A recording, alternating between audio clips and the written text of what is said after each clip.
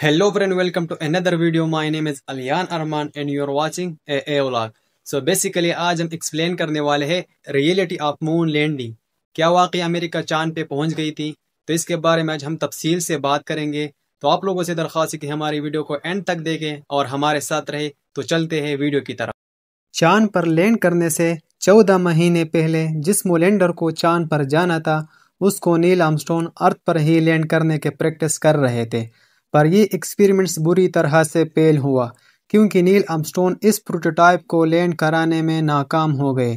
یہ ان کی ایک خوش قسمتی تھی کیونکہ آخری 2 سیکنڈ میں خود کو ایجیکٹ کر کے اپنی جان بچا لی. لیکن اس کے بعد جب اپولو 11 مون لینڈر نے چاند پر سکسیسفلی لینڈ کر دیا تو اس پر کانسپریسی تھیورسٹ لوگوں کا کہنا تھا جب مون لینڈر اس سے زمین پر ہی کنٹرول نہیں ہوا تو اس نے چاند پر کیسے لینڈ کر لیا. ناظرین، نیل آرمسٹرانگ کو چاند پہ قدم رکھ کے 54 ایئر گزر چکے ہیں، لیکن آج بھی کئی لوگوں کا ماننا ہے کہ یہ سب ناسا اور امریکہ کا رچایا ہوا ایک ڈونگ تھا. ان کانسپریسی تھیوری کے باتیں سنی جائے ان میں کافی دم بھی ہوتا ہے. یہ کافی لوجیکل باتیں کرتے ہیں جن کو سن کر ایک عام انسان یہ سوچنے پر مجبور ہو جاتا ہے کہ کیا واقعی امریکہ نے ہمیں جھوٹ تو نہیں بولا تھا؟ کیا یہ مون لینڈنگ کسی ویران ریگستان میں شوٹ تو نہیں کی گئی تھی؟ اب یہ کوئی اتفاق ہے یا سازش؟ پر یہ تھیوری ہر کچھ عرصے کے بعد دوبارہ سے زندہ ہونے کا کوئی نہ کوئی بہانہ ڈھونڈ لیتی ہے. جیسا کہ 2002 میں مون لینڈنگ کو پیک سمجھنے والے بارٹ سبرل نامی ایک شخص نے فولو 11 کے اسٹروناٹ ایڈوین بز ایلڈرن کچھ الٹے سیدھے سوالات پوچھے تو ایلڈرن کو غصہ آ گیا. انہوں نے بارٹ سبرل کی منہ پر پنچ دے مارا. یہ وہ پوائنٹ تھا جب مون لینڈنگ کے خلاف تھیوری ایک بار پھر سے گردش کرنے لگی.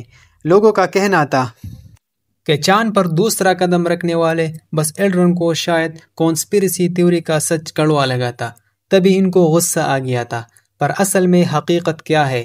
کیا ناسا کی مون لینڈنگ سچی تھی یا واقعی میں یہ دنیا کی نظر میں سوویت یونین کو نیچا دکھانے کا کوئی سیکرٹ پلان تھا؟ پول وار کے دوران اسپیس ریس کی شروعات میں سوویت یونین ہی تھا جس نے اسپیس میں پہلی سیٹلائٹ بھیجی تھی. نہ صرف اتنا بلکہ چاند کو ٹچ کرنے والا پہلا آئرن مین اسپیس کرافٹ ناسا کے اپولو 11 مشن سے 10 سال پہلے سوویت یونین نے ہی بھیجا تھا. تو پھر ایسا کیا ہو گیا کہ سوویت یونین چاند پر ایک بار بھی انسانوں کو نہیں بھیج پایا جبکہ ناسا یہ کام 6 مرتبہ کر چکا ہے؟ آئیے ایک ایک کر کے ان تھیوری کو کریکٹ کرتے ہیں اور سچ کا پتہ لگانے کی کوشش کرتے ہیں. پہلی چیز جو لوگوں کے ذہن میں شک پیدا کرتی ہے وہ ہے یہ کیمرہ جس سے چاند پر فوٹوگراف کھینچی گئی. مارکس ایلن ایک فوٹوگرافر ہے جو اس کیمرے کا کافی جانکاری رکھتے ہیں. ان کا کہنا ہے کہ جب میں چاند پر کھینچے جانے والی فوٹوگراف دیکھتا ہوں تو مجھے یقین نہیں آتا کہ اتنا کمپلیکیٹڈ کیمرہ ایسٹروناٹ نے چاند پر کیسے چلایا ہوگا، اور وہ بھی ایک اسپیس سوٹ کے اندر سے. اسپیس سوٹ کوئی عام سوٹ نہیں ہوتا بلکہ یہ پولی پریشرائز ہوتا ہے، یعنی آسان الفاظ میں ان کے اندر ہوا بھری ہوتی ہے جس سے ہاتھوں اور انگلیوں کو فری سائز موومنٹ کرنا پاسبل نہیں ہوتا. کانسپریسی تھیوری ریلیف رینی نے ایک ایکسپیریمنٹ میں کر کے دکھایا جس میں انہوں نے ایسٹروناٹ کی گلوز پہن کر ہاتھ کو ایک کنٹینر کے اندر ڈالا. پہلے تو وہ اپنے ہاتھ اور انگلیوں کو فری موو کر پا رہے تھے، لیکن جیسے ہی انہوں نے اس کنٹینر میں سے کمپریسر کی مدد سے ساری ہوا باہر نکال دی تو گلوز اکڑ گئے. کو چیمبر میں ہاتھ موو کرنا اب کافی مشکل ہو چکا تھا. ان کا کہنا تھا کہ اس کنڈیشن میں کسی کیمرہ کا ٹریگر کو دبانا یا فوکس سیٹ کرنا پاسبل ہی نہیں ہے. اگر واقعی ایسا ہے تو چاند پر کھینچے جانے والی یادگار تصاویر اتنی شارپ اور پرفیکٹ کیسے ہے؟ ایروسپیس انجینئر جیونلی کا کہنا ہے کہ چاند پر جس کیمرے سے ایسٹروناٹ میں فوٹو کھینچی تھی وہ ہیسل بلیڈ 500 EL کیمرہ تھا جس کو خاص طور پر لونر مشن کے لیے موڈیفائی کیا گیا تھا. یہ ایسٹروناٹ کے سوٹ کے ساتھ سلائڈ کر کے اٹیچ ہو جاتا تھا جس سے کیمرے کو ہاتھوں سے پکڑ کر رکھنے کی ضرورت نہیں تھی. اس کے علاوہ اس کیمرے میں شٹر کا بٹن کافی بڑا رکھا گیا تھا تاکہ وہ اسٹروناٹ کے گلوز سے آسانی سے دبایا جا سکے۔ فوکس رنگ کو بھی ایسے موڈیفائی کیا گیا تھا تاکہ وہ اکڑے ہوئی گلوز سے بھی روٹیٹ کیا جا سکے، کیونکہ اسپیس سوٹ کی ہیلمٹ میں سے زیادہ رائٹ، لیفٹ یا اوپر نیچے نہیں دیکھ سکیں گے۔ اس وجہ سے اسٹروناٹ نے پہلے ارتھ پر ہی اس چیز کی اچھی خاصی پریکٹس کی تھی تاکہ چاند پر وہ بہترین فوٹو کیپچر کر سکے۔ ان بہترین فوٹو میں بھی کانسپریسی تھیوری نے ایک غلطی پکڑ لی، لونر شیڈوز۔ امریکن راکٹ ڈائن کمپنی کا ایک فارمر ہیڈ کا ماننا ہے کہ تصویروں میں دیکھنے والے شیڈوز اس بات کا ثبوت ہے کہ ہم کبھی چاند پر گئے ہی نہیں تھے۔ ان کا کہنا تھا کہ چاند پر کھینچے جانے والی کئی فوٹوز میں جو شیڈوز نظر آ رہے ہیں ایک دوسرے سے پیریرل نہیں ہے۔ جس وقت اپولو 11 کے اسٹروناٹ چاند پر موجود تھے اس وقت لائٹ کا سورس صرف سورج تھا، تو یہاں پڑنے والے شیڈوز کو بھی ایک دوسرے سے پیریرل ہونا چاہیے تھا۔ اس وجہ سے کئی لوگوں کا ماننا ہے کہ یہ فوٹوز کسی اسٹوڈیو میں آرٹیفیشل لائٹ سورس لگا کر کھینچی گئی تھی، کیونکہ لائٹ جتنا قریب ہوگی اتنا زیادہ شیڈوز ایک دوسرے سے دور ہوں گے، جیسا کہ اس فوٹو میں اگر آپ دیکھیں تو لینڈر کے لینڈنگ کے گیئر کا شیڈو ایک طرف جا رہا ہے لیکن اسٹروناٹ کا شیڈو دوسری طرف۔ اب سننے میں تو لگ رہا ہوگا کہ شاید واقعی یہ شیڈوز آرٹیفیشل لائٹ سورس کی وجہ سے بن رہے ہیں، لیکن ایکسپرٹس کا ماننا ہے کہ زمین پر بھی اکثر ایسا ہوتا ہے کہ شیڈوز ایک دوسرے سے پیریرل نہیں ہوتے۔ شیڈوز کا پیریرل ہونے کے لیے ضروری ہے کہ دونوں آبجیکٹ بھی ایک دوسرے کے ساتھ پیریرل کھڑے ہو۔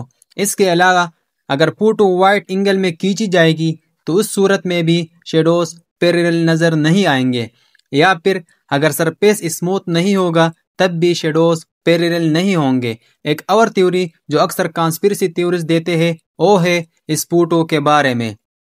اس میں اسٹروناٹ ایلڈرن لونر لینڈنگ کے سیڑھیوں سے اتر رہے ہیں اور لینڈر کی سائڈ پر سورج کی روشنی نہیں پڑ رہی، لیکن پھر بھی لینڈر اچھی طرح روشن دکھ رہے ہیں۔ تو کیا وجہ ہے؟ لینڈر کا شیڈوز پوری طرح بلیک ہے لیکن اسٹروناٹ کی باڈی پر لائٹ بل رہی ہے۔ کانسپریسی تھیورسٹ مارکس ایلن کا کہنا ہے کہ یہ صرف اس صورت میں ممکن ہے اگر ان پر کوئی دوسری صاف لائٹ بل رہی ہو۔ بے شک چاند پر ایٹماسفیئر نہ ہونے کی وجہ سے سورج کی روشنی پھیل نہیں پاتی، لیکن یہ روشنی جب چاند کے سرفیس پر پڑتی ہے تو وہ ریفلیکٹ کر کے باؤنس بیک کرتی ہے، جیسے فول مون کی رات ہمارا ارتھ روشن ہوتا ہے۔ ایسے ہی اس فوٹو میں اسٹروناٹ ایلڈن پر پڑنے والی بیک لائٹ ہے چاند کے سرفیس سے ریفلیکٹ ہو رہی ہے۔ لائٹنگ کو لے کر ہی بات کی جائے تو امریکن فلیگ سے پار ہونے والی لائٹ کو بھی شک کے نظروں سے دیکھا جاتا ہے۔ کانسپریسی تھیورسٹ کا ماننا ہے کہ اگر امریکن فلیگ کے ایک سائڈ پر سورج کی روشنی پڑ رہی ہے تو اس کی دوسری سائڈ پر بھی پرفیکٹلی روشن کیسے ہے؟ اصل میں چاند پر جو امریکن فلیگ لگایا گیا تھا وہ نائلون کا بنا تھا، اور یہ اس میٹیریل کا خاصیت ہے کہ وہ لائٹ کو آسانی سے پار ہونے دیتا ہے۔ پھر اگر چاند پر ہوا ہی نہیں ہے تو امریکن فلیگ کو لگاتے وقت یہ لہرا کیوں رہا تھا؟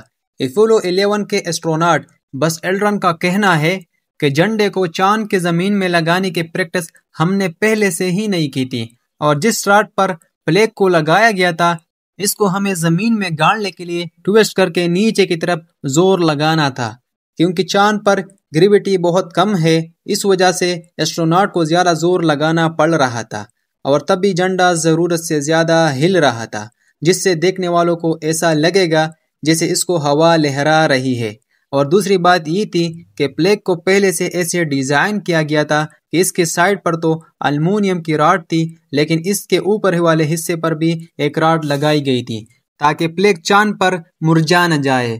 کانسپریسی تھیورسٹ ریلے پرینی نے مون لینڈنگ کے بارے میں ایک سوال اٹھایا جس کو ایکسپلین کرنا ارتھ کے ایٹماسفیئر میں پاسبل نہیں ہے۔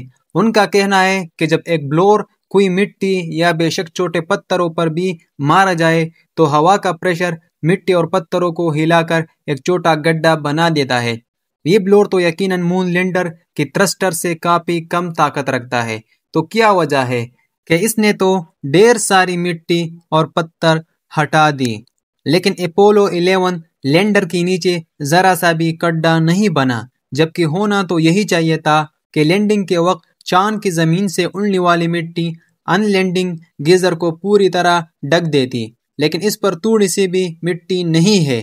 اس پر पेंजिसेस्ट का कहना है कि लैंडिंग से चंद फीट पहले लैंडर की रॉकेट मोटर को बंद कर दिया गया था और जिस वक्त वो चांद के जमीन से टच हुआ तो 75% ट्रस्ट ऑलरेडी कम हो चुका था। इस वजह से इसने कोई ग्रेटर तो नहीं बनाया, पर अगर तस्वीरों में गौर से देखा जाए तो उस ट्रस्ट ने थोड़ी बहुत मिट्टी जरूर हटाई है जो मुख्तलिफ डायरेक्शन में बिखरी हुई नजर आती है, फिर इतनी नहीं कि वो लैंडिंग गियर को कवर कर सके। मान ले अगर 25% ट्रस्ट भी रह गया था तो ये बनता है 1250 kg। इतना ज्यादा ट्रस्ट अगर अर्थ पर पलटा तो अच्छा खासा गड्ढा बना लेता, पर इसने चांद पर ऐसा क्यों नहीं किया, ये अभी तक अर्थ के एटमॉस्फेयर में एक्सप्लेन नहीं किया जा सका। एक और बड़ा सवाल है, अक्सर कॉन्स्पिरेसी थ्योरिस्ट पूछते हैं कि चांद पर खींचे जाने वाले फोटोज में आसमान बिल्कुल काला नजर आता है जैसे अर्थ पर रात के वक्त नजर आता है, लेकिन क्यों इसमें स्टार्स नजर नहीं आ रहे। कैमरे का लेंस भी इंसान की आंखों की तरह काम करता है। हम जब बिल्कुल अंधेरे में देखते हैं तो आंखों के तारे बड़े हो जाते हैं ताकि ज्यादा से ज्यादा लाइट एंटर हो सके। इस तरह आंखों के तारे छोटे हो जाते हैं जब हम रोशनी में देखते हैं। अगर कभी आपको मौका मिला हो तो आपने नोटिस किया होगा कि स्टार्स गिजिंग के वक्त आसपास बिल्कुल अंधेरा रखा जाता है ताकि हमारी आंखों के तारे बड़े हो जाए और स्टार्स की हल्की सी भी रोशनी आंखों तक पहुंच सके। लेकिन अगर इसी सिचुएशन में कोई लाइट ऑन करे तो स्टार नजर आना बंद हो जाता है। इस तरह अपोलो 11 मिशन में भी चांद पर जब फोटोज कैप्चर की गई थी तब चांद का पूरा सरफेस सूरज की रोशनी से चमक रहा था, जिसकी वजह से कैमरा के लेंस ने स्टार्स को कैप्चर नहीं किया क्योंकि ऑलरेडी इसके अंदर काफी सारी लाइट जा रही थी जो कि स्टार्स की लाइट से काफी ज्यादा थी। इस वक्त चांद पर सूरज की रोशनी पड़ने के बावजूद भी आसमान काला इस वजह से था क्योंकि चांद पर कोई एटमॉस्फेयर नहीं है। हमारे अर्थ का एटमॉस्फेयर सूरज की रोशनी को फैला देता है, जिसकी वजह से दिन के वक्त हमें आसमान ब्लू कलर का नजर आता है, पर असल में इस एटमॉस्फेयर के पीछे आसमान काला ही होता है। आपको क्या लगता है कि अमेरिका ने वाकई इंसानों को चांद पर भेजा था या नहीं? ये अगर आपके जहन में कोई सवाल है तो मुझे कमेंट सेक्शन में ज़रूर बता दीजिए।